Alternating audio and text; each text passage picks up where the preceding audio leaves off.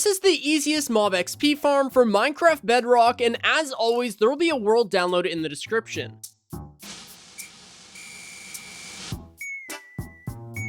Alright, the first thing we're going to do is grab our scaffolding, and we're going to place down 24 scaffolding in the air, and that's going to be where we build the farm. On this 24th scaffolding now, grab your blocks and place blocks going all the way around the scaffolding, just like this. After doing that, we're going to expand it out so that it is 4 blocks long, and we want to make it so that it is 8 blocks long in this way. So that's 3, 4, 5, 6, 7, and 8. And then go ahead and connect this up and create a giant 4x8 platform. That way we have a nice area to AFK and to build the farm on. Today we've partnered with the Games for Love charity, which is an awesome charity that's committed to helping sick kids with their Heal Through Play program. This is an amazing program that focuses on bringing gaming to kids in hospitals, and they've already helped over 1 million kids. And you can help by donating by clicking the link in the description and be entered into a giveaway for a brand new Nintendo Switch, which will be provided on behalf of the charity, so a massive thank you to them for that. This is a charity that really resonates with me because, like you guys, I'm a gamer. So to start things off, I'm going to be donating $100 to the cause, and again, a massive thank you to the Games for Love charity for everything that they do and for giving me the opportunity to partner with them. Next, you want to grab your chest, and we're going to place down a double chest 1 block away from the scaffolding right here. Grab your hoppers now and run 4 hoppers into that double chest in a 2x2, just like this, and then we're going to grab our blocks and just surround these hoppers with blocks going all the way around to the chest. Next, you want to grab your pistons and place a piston on top of that double chest, and then in an alternating pattern, place down your pistons like this, so none of the piston faces should be across from each other, and it should look like this. We're going to grab our observers now and place observers going around with the observer face facing this empty air block, so that the arrow is pointing into the pistons. We're going to go around and do that for every one of these pistons, just like so. We're then going to grab our redstone torches and place those redstone torches on these pistons just like this. And as we go around here, you're going to see that the pistons are going off. And once we have it at the end, this is going to create a piston clock. We're then going to grab our lever now and place it on this piston. Go ahead and turn that lever on, and that is going to stop the Trident Killer. Next, grab your blocks, and we're going to place blocks going all the way around the Trident Killer, except for the double chest area. We're going to leave that area open for right now, so we can place down a slab. That way you can collect all of the XP. So place down a slab on the top side of that block, and this is actually going to be where you stand when you AFK, and that's going to allow you to collect all of the XP from the farm.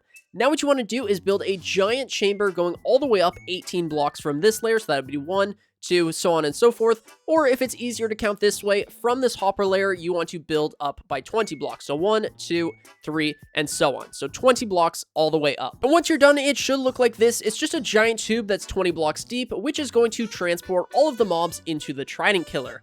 After doing that, we want to build out by 8 blocks in every direction from this block. So 1, 2, 3, 4, 5, 6, 7, and 8.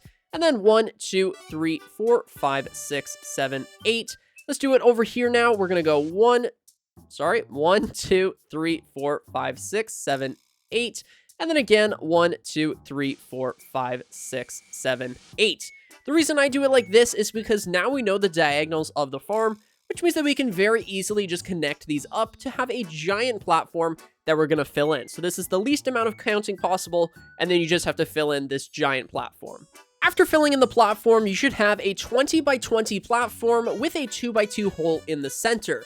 After that, we're going to grab our blocks and go all the way around the farm, just like this, to create a giant rim, and then we're going to place down stairs on top of these blocks. And once you've filled it in with blocks and stairs, we're now ready to waterlog those stairs, so I recommend building an infinite water source literally anywhere inside the farm, just like this, and then go ahead and fill this in with water. That way you have an infinite water source. All this is going to do is make it so you only need 2 buckets. Grab your water, place it in a stair, grab your water, place it in a stair, grab your water, place it in a stair. I think you guys get the idea. We're going to do this for the entire farm. And fingers crossed you built everything right, because this is what it should look like. If everything is done correctly, all of the water should be pushed right up to the edge of the hole, but not falling into the hole, just like you see here. We're going to grab our blocks again and create another rim around the farm, just like this, to create a 3rd layer. And on this layer, we're going to build out by a block, and this is going to be where we build our first spawn platform. So we're going to go all the way around the farm really quick, so that way we have a nice area to work with. come over to any side of the farm, and we're going to count in 1 block right here, place down a temporary block, and then a block right here. Go ahead and break this block now, and we're going to create a giant square inside of this square, leaving a 1 block gap in between the 2 lines. After you have this square, we're going to grab our blocks again, place down a block right here, a block right here, and a block right here, so that you have 3 holes in the wall. We're then going to break this block and do the exact same thing, the 3 blocks, so that you have those 3 blocks of air. We're going to do this for the entire farm until we have a bunch of these shapes. And after you've broken all of those blocks, it should look like this, which actually looks rather cool, but unfortunately, we're going to make it look a lot less cool. And by doing that, we're going to create these giant squares. So take the end blocks of your sections and connect them up into squares so that each of these squares has 2 blocks of air in between them, just like so. Doing this for every one of the squares. And then from here, we're actually going to build grids inside of each of these. So in all of these blocks, just run these blocks across all the way to the other end. And then when you're done, you should have a 7x7 square with 9 holes like this. We're going to do it for every single one of these. And after finishing all of the grids, it should look like this. You should have 4 of these squares, and we're now ready to actually start making these spawnable. So what you want to do is grab your trapdoors and place trapdoors going all the way around the outside of these squares. It's important to mention that I'm only going to be showing you how to do 1 square because, of course, every single one of those squares is going to be the exact same process. So we're just going to do one of them for right now. So we're going to go all the way around the square like this. And then we're going to place down trapdoors in the center of all of these squares. And then we're going to go ahead and place down fence posts on every alternating block. So in the corner, place down a fence post, fence post, fence post, fence post, and we're going to just keep doing this, leaving 1 block gaps in between each and one of these posts. And the reason why we're using fence posts now is because in the 1.20.30 update, spiders were actually able to start spawning if there were buttons here. And of course, we don't want to have spiders because that is going to just completely break the farm. So these fence posts are incredibly important. And once you're done, you're going to open up all of the trapdoors. So what's going to happen is you're going to have creepers, zombies, skeletons, and whatever else spawning right here. And then they're going to think that these are full blocks. So they're going to either walk over here and fall in this hole, or they're going to walk into this hole and fall through this trapdoor. Alright, I went ahead and did the exact same thing to the other 3 squares because, like I said earlier, it's the exact same process, and it's starting to look pretty cool if I do say so myself. Now what you want to do is come onto the outer rim here, and we're going to place down a block on this second layer, just like this. Go ahead and drop down now, and you can go ahead and build a giant rim going all the way around the farm, just like this. And the reason why we're doing this is because currently we have stair blocks on this layer of the farm, which is holding all of the water, but those will let light in, so currently this farm is incapable of spawning anything because these stairs are transparent blocks, which are letting the sunlight in. So this farm would currently only spawn things at night. Alright, with that rim now, there's going to be no more light let in on the stair layer, but you might notice we don't have a roof, so let's fix that. What you want to do is build 3 blocks up on this rim here, and we're going to build all the way across and create a giant 3 tall rim around the entire farm. Alright, after building the rim, we now have 2 choices. A, we can either finish the farm, or B, we can expand the farm. So if you did want to expand the farm, we're basically going to completely repeat the process of this layer, but on this block. So if we went ahead and placed down our temporary block and then a block right here, break the temporary block and then create the square, you know the drill. That is how we would expand the farm. But if you're ready to finish the farm, all you have to do is fill this in with blocks, and that is going to make the inner room completely dark, which is going to make mobs spawn.